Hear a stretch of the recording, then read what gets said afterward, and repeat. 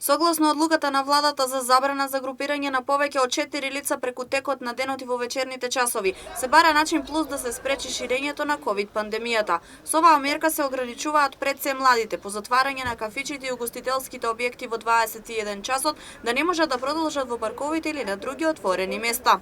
Бројот на заразени лица од коронавирусот секојдневно расте.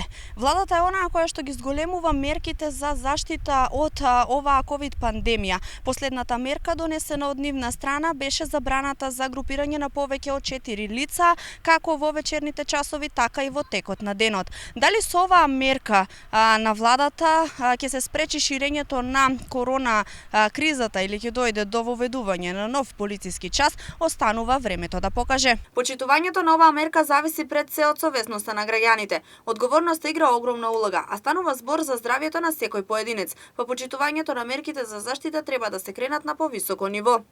Почитува ли се мерката да не се групират повеќе од 4 лица? Не се почитува уопште. Јас мислам дека ете на кај парко кој шетаме, младите се по 10 деца, па дури ки речам маска, зашо не си ставите маските, они ќе ме погледнат само и тоа е тоа, младите. А постарите ми се чини дека, па колку толку, дали ние повозрастните плашеме се повеќе, носеме си маски.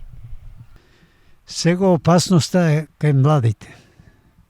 Старите не може да се движат толку, повеќе ги спазуваат мерките, меѓутоа за младите не важи. Многу млади гледам јас, уопште не носат маски, групи големи, групирање, ако не у кафечи нека да се групират и по вили.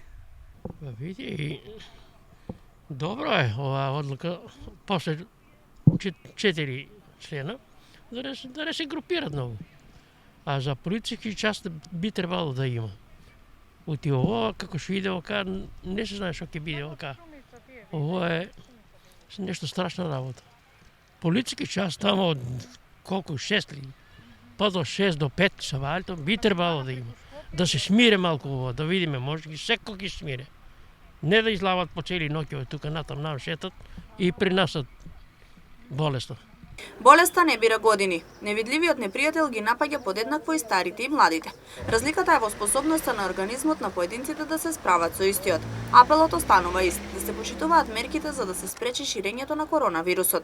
Простор за нов полициски час, според министерот за здравство Венко Филипче, се уште нема, но потребата од почитување на секојдневните рестрикции и понатаму расте.